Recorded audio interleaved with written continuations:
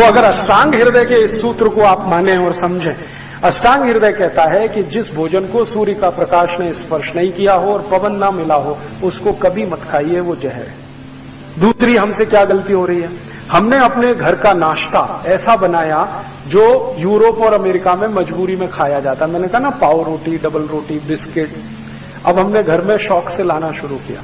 ज्यादातर घरों में ब्रेड पकौड़े नाश्ते में मैं देखता हूं, या ब्रेड का कोई ना कोई प्रिपरेशन नाश्ते में मिलता है। पूछो, कहते हैं बहुत इजी है। इजी तो इडली भी है, सांभर भी है, उत्तपम भी है, रसम भी है, डोसा भी है, और हलवा से ज्यादा इजी कोई चीज नहीं। सबसे सुरक्षित, सबसे पौष्टिक हलवा के बारे में आप जानते हैं? मेरे पास कोई ऐसा पेशेंट आ जाए जो ऑपरेशन करा के आया हो अभी घंटे भर पहले, मैं उसको कह सकता हूं कि घी का हलवा खा लो, इतना सुरक्षित है।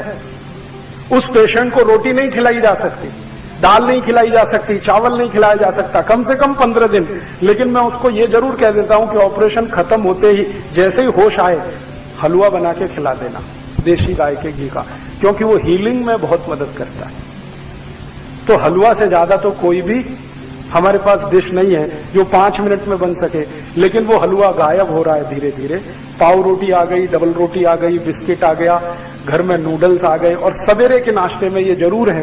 और आयुर्वेद कहता है कि सवेरे का नाश्ता ही सबसे ज्यादा मजबूत होना चाहिए, उसी में भरपेट हम पाव रोटी, डबल रोटी खिला रहे हैं। कभी कभी बच्चों का बहाना बना देते हैं जी खाते नहीं वो, आपने खिलाने की आदत नहीं डाली तो वो खाएंगे क्यों?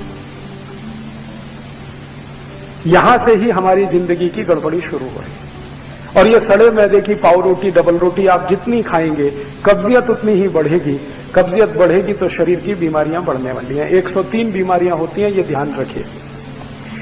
आज मेरे पास सुविधा नहीं है, अगर एलसीडी प्रोजेक्टर होता तो मैं आपको यहां दिखाता। एलसीडी है? एलसीडी प्रोजेक्टर हो तो मैं आपको दिखाता कि जब आप ये खाते हैं ना, मैंने इसमें बहुत सुंदर स्लाइड्स बनाई हुई कि जैसे ही पाव रोटी खाते हैं तो अंदर क्या होता है पेट में जाने, डबल रोटी खाने के बाद क्या होता है, बिस्किट खाने के बाद क्या होता है, चाउमीन और नूडल्स खाने के बाद पेट में क्या होता है, कैसे कैसे वो कहां कहां चिपकता है, कितने एरिया को वो कवर करता है, और फिर कैसे आपको कॉन्स्टिपेशन बनाता है।